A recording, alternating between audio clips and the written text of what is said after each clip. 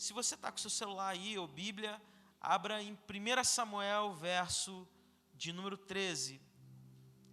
Capítulo 16, verso de número 13. 1 Samuel,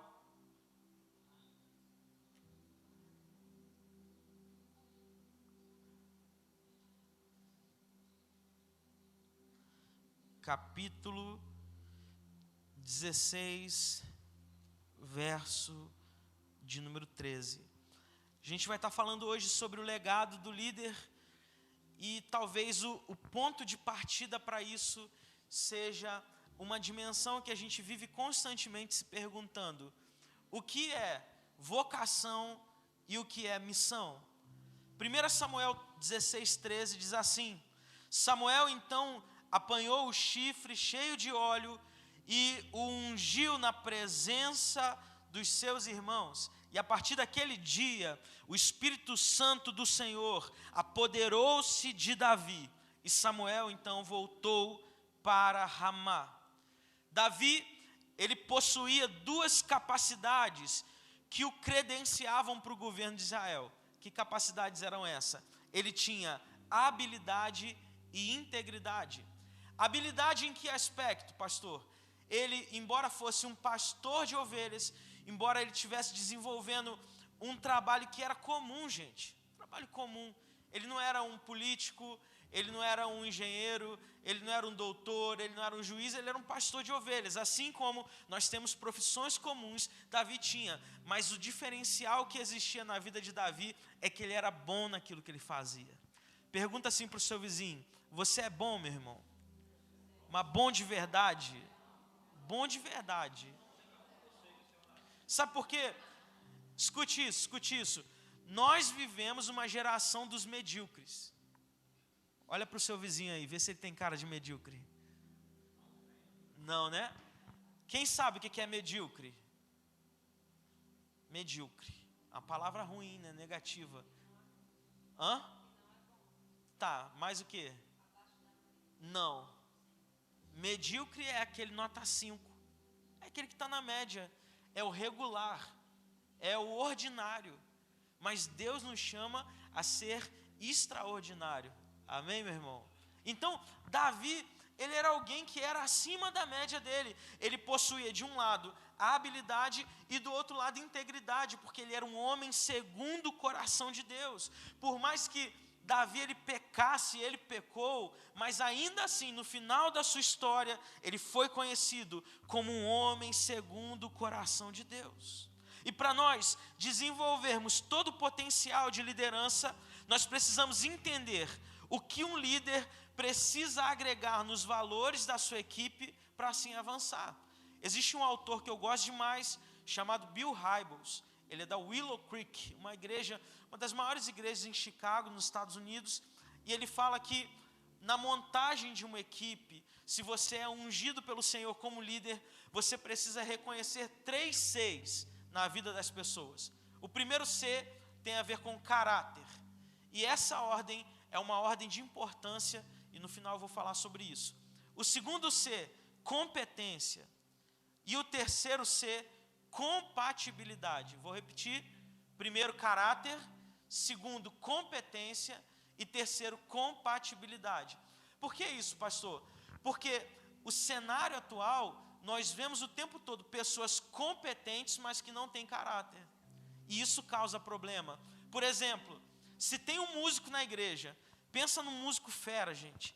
Pensa numa cantora, assim, Whitney Houston, top demais, das galáxias. Mas se ela não é cheia do Espírito Santo de Deus, se ela não tem um caráter afinado, se ele não tem um caráter afinado por Deus, ele vai dar problema no altar. Isso é referente em todas as áreas que a gente ministra.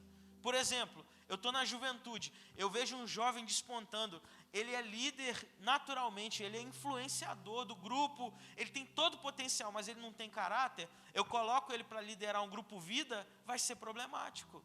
Lanchonete, eu coloco alguém que cozinha maravilhosamente bem, aí você coloca ela para cuidar do dinheiro, e o dinheiro começa a não bater, porque caráter é problema. Tem a pessoa ali, e é impressionante, né? Parece que quanto mais habilidade, mais a pessoa é difícil da gente trabalhar, né? Aí você tem alguém que, eu sou formado em tal faculdade, eu sei tudo isso aqui. mas não comunica naquele conjunto, no grupo. Então, a gente precisa ter caráter, a gente precisa ter competência, porque uma coisa não anula a outra. Por isso a gente tem que se preparar cada dia mais, por isso a gente tem que estudar, por isso a gente tem que ver. Eu sou do ministério de oração. Quais os outros ministérios? Eu vou usar uma palavra aqui, mas nesse ambiente de liderança você vai compreender. Quem são meus concorrentes? Concorrentes no sentido do quê? Quem está fazendo a mesma coisa que eu? Você já parou para pensar nisso? Quem está no ministério de serviço, de voluntariado, que está explodindo, que está bombando? Qual ministério de oração está funcionando? Quais são as estratégias para pequeno grupo GC, grupo Vida? Enfim, a gente precisa analisar isso. Qual a estratégia o departamento infantil de tal igreja que está sendo um expoente está usando? O diaconato, a gente tem que observar tudo isso, a forma, o modo de operar, para que a gente possa crescer. Eu sempre gostei muito, eu e a Ana, da gente participar de congressos, conferências, eventos em outras igrejas, gente. Porque talvez se entrar um pastor, um líder de outra igreja e olhar assim, rapaz, olha as mesas dele, fizeram um negócio diferente hoje, tem uma água, chegou o bombom, aleluia. E não jogue fora esse papel que a gente imprimiu, que isso aí deu um trabalho para imprimir. Mas está aí, ó. Tem uma frase motivacional, um versículo, né? É uma frase ou um versículo? Versículo, nós somos crente. A pastora Ana que digitou lá. Então, irmão, tem um preço. Não é alto, mas é na simplicidade, irmãos. O que faz a grande diferença em tudo que a gente faz são os detalhes. A gente precisa desenvolver coisas boas e com bons detalhes. Terceira coisa para a gente andar aqui, compatibilidade. Por que a compatibilidade é importante? Porque não adianta eu pegar assim duas pessoas avulsos, Lilian e Clarissa, se elas não têm relacionamento, se elas não têm amizade, se elas não têm apreço mútuo. Aí imagina, Clarissa vai falar da Lilian, Lilian vai falar da Clarissa, e elas não vão se entender, elas vão bater cabeça, então não adianta. Para você formar uma equipe vencedora, você precisa desses três aspectos: caráter, competência e compatibilidade. Precisamos compreender o nosso papel pastoral, gente. E eu tenho falado insistentemente sobre isso. A pessoa que está do seu lado é um pastor, é uma pastora. Cadê o cajado? Pergunta para ele, cadê o cajado, meu irmão? Porque pastor não é apenas aquele que recebe o título. Eu tenho PR no nome. Você já viu alguém atender o telefone? Bom dia, com quem você fala? Pastor Abdênio. Teu nome é pastor? Sua mãe já sabia? Meu nome é Eliseu. Não é pastor Eliseu, mas eu sei que eu carrego sobre mim um título que é importante para as pessoas, é importante para o mundo espiritual, é importante para um monte de coisa. Mas a Bíblia, quando identifica o dom do pastorado, é um dom do cuidado que pode ser desenvolvido por cada um de vocês. Por isso, cada um de nós, precisamos, dentro do nosso ministério, dentro do nosso departamento, pastorear pessoas. Vocês estão entendendo, gente? Quantos estão entendendo? Dá um tchauzinho assim. Pastorear pessoas. Então, você não está juntando gente ali na lanchonete. É intencional. Então, você está ali, você vai pegar talvez, um exemplo, uma Eli que está chegando agora, e eu vou trazer ela para perto. Eu vou ensinar como que se faz. Eu vou trazer alguém para o voluntariado, e você vai falar assim, ó, olha para mim, eu sou o modelo. Você consegue imaginar isso? Você chegar para um jovem, para uma criança e falar assim, imita tudo que eu estou fazendo. Como eu trato meus liderados, como eu trato o pastor, se tem honra ou desonra, como eu ajo na minha família, o que eu falo, como eu participo do ministério de louvor, participar do ministério de louvor, do momento do louvor, porque às vezes o louvor está tocando e parece que eu engoli um guarda-chuva, estou lá assim. A gente posta os materiais de divulgação da igreja, você não compartilha nada. E como que você quer que seu liderado vai compartilhar a mesma coisa? Porque o líder é o espelho da tropa, gente. Enquanto a gente não entender isso, enquanto a nossa relação for meramente burocrática, a gente está fazendo. Tem os liderados ali, tem um povo ali, a gente vai acontecendo, simplesmente acabou, não vai fluir. 1 Coríntios 1, versículo 26 e 27 diz, irmãos, pensem no que vocês eram quando foram chamados. Poucos eram sábios segundo os padrões humanos, poucos eram poderosos, poucos eram de nobre nascimento, Mas Deus escolheu as coisas loucas do mundo para envergonhar os sábios. E escolheu as coisas fracas do mundo para envergonhar os fortes. Então, meu irmão, não importa a posição que você está vivendo hoje, mas importa aquilo que Deus quer se tornar na sua vida, e você vai se tornar em Deus. Quando a gente fala isso, não por motivo de orgulho, mas quando a gente começou a nossa caminhada ministerial, irmão, a gente era deixado de lado. Essa era a realidade. A gente participava dos eventos que ninguém queria participar. Sabe onde eu comecei a tocar? Numa reunião de homens. Eu comecei a tocar no grupo F. Eles dividiam os setores da cidade e faziam um culto domingo, 2 horas da tarde. E era o culto que eu estava tocando. A gente estava na ambiência e era visto como step. Mas fomos trabalhando, fomos galgando. Não que o nosso objetivo era crescer nessa escalada, mas o nosso objetivo era servir ao Senhor. E quando nós temos esse objetivo, o que eu mais vi ao longo dos anos foram pessoas que pediram o mundo e não ganharam nada. Parece que Jesus inverte as coisas. E se a gente não pede nada, Jesus nos dá o mundo. Como entender então o chamado e vocação de Deus para líderes hoje? Vocação de Deus é algo que estamos direcionados para ser e fazer. Agora, a missão é a ação desenvolvida no mundo. Muitas pessoas, são palavras vizinhas, gente, mas muitas pessoas confundem isso, acham assim, a missão e vocação é a mesma coisa. Não, vocação é algo que estamos direcionados para ser. Deus te chamou para ser isso. E a missão é a maneira pela qual você vai desenvolver isso no mundo. Exemplo, Moisés, ele estava ali perante a sarça ardente. Eu preguei esses dias, a sarça queimava, não se consumia, e ali ele recebeu a vocação de Deus. Quem você vai ser, Moisés? Você vai ser o libertador. Você vai ser alguém que conhece o Deus eu sou. Eu não sou mais desconhecido para o povo. Você vai ter relacionamento comigo. Aleluia. Deus quer que a gente tenha relacionamento com Ele. E qual é a sua missão? É libertar o povo, é tirar o povo do Egito, é comandar a saída do povo do deserto até a terra que eu prometi. Então, vocação tem muito a ver com os nossos dons espirituais. Existem na Bíblia 3, eu vou falar aqui muito rápido, 3 listas de dons do Espírito. Depois, se você quiser, você me pede, eu te compartilho aí.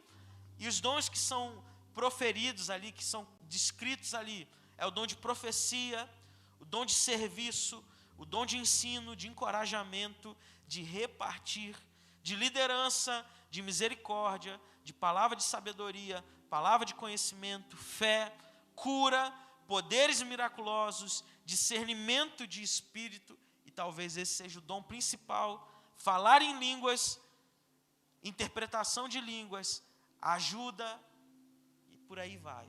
E a gente tem a galerinha em Efésios que fala sobre os 5 ministérios: apostolado, profecia, mestre, pastores, esqueci um, evangelista, está aí. Essa é a galeria. Então, o dom que você recebe na sua vida tem a ver com a sua vocação. Tem gente que naturalmente, ele tem um dom de liderança, gente. Você olha assim, você já viu num parquinho, ou no momento que as crianças estão tocando terror na igreja, que tem um líder? Tem a mente ali do mal que está maquinando ali, que está levando as crianças a fazer a parada errada? Não tem, gente? E como que ela desenvolveu isso? Ela já nasceu com isso. Outros têm de fato dom de cura, ora pela pessoa e a pessoa é curada. Mas sabe por que a gente não vê mais cura hoje? Porque a gente não tem fé e porque a gente não ora por cura. Deixa eu te dar um exemplo aqui rapidinho. Quando você está doente, qual é a primeira coisa que você faz? Quantos oram antes de tomar o remédio? Uma pessoa. 3. Mas de verdade, eu não estou falando assim, de orar, Senhor, abençoa o remédio que eu estou tomando, não. Orar e falar assim, Senhor, eu repreendo essa enfermidade, eu recebo a cura do Senhor. Agora, se não acontecer, o remédio está aqui. Eu não estou...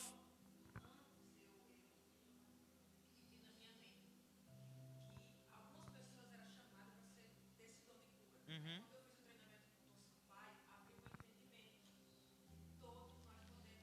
Sim, é igual ao evangelismo. Então, assim, eu não estou com um discurso, gente, que crente não fica doente. Ó, não tome o seu remédio. Não vá. Eu não tenho esse discurso. Mas eu estou falando assim, se a gente quer ativar a nossa fé, você pode orar a Deus, eu creio que o Senhor pode me curar. Eu creio que o Senhor pode curar minha esposa, minha filha, meu pai. Você ora. Não aconteceu? Toma o seu remédio. Porque a inteligência, a sabedoria que Deus também deu para os médicos, para os cientistas. Entende, gente? Então, o que a gente precisa ativar a nossa fé para entender e receber aquilo que Deus tem para a gente. David Kraft, ele descreve 4 dons, 4 dimensões, se você puder anotar aí, relacionadas ao chamado. 4 dimensões do chamado. Primeiro, você foi chamado para a salvação.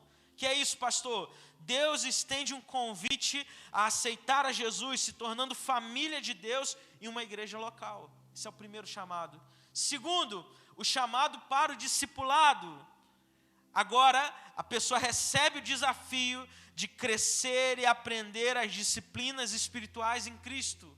Como cristão, eu aprendo a desenvolver isso na minha vida. Terceiro chamado é o chamado para o serviço, um convite para ativamente servir e dedicar tempo e esforço para amar as pessoas dentro e fora da igreja através do serviço. E o último chamado é o chamado para a liderança. Algumas pessoas vão reconhecer os dons espirituais para servir especificamente num papel de líder, seja em um nível de pequeno grupo ou seja num nível de igreja local. Então nós temos aqui, gente, um processo de desenvolvimento.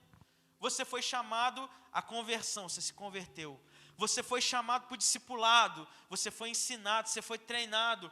Terceiro estágio, você é então chamado para servir pessoas. Olha que coisa incrível. Você não é chamado para servir a igreja, a gente serve pessoas. Então ama pessoas, cuida de gente e anuncia o reino através disso. E o quarto, que é o estágio que todos se encontram aqui, o estágio máximo, o chamado para a liderança. Aí você pode falar assim, pastor, mas eu não me vejo pastoreando, liderando uma igreja. Mas Deus pode chamar para liderar uma célula, um pequeno grupo. Ele pode chamar para liderar um departamento, como muitos são aqui. Ele pode chamar para liderar uma área espiritual, sendo diácono da igreja. É o braço forte da igreja, ok? Então, para cada nível, existe um chamado e existe também uma cobrança. Eu tenho que te dizer isso. Quanto mais é dado, mais será? Vocês sabem, né? Por isso, esse nível maior de exigência.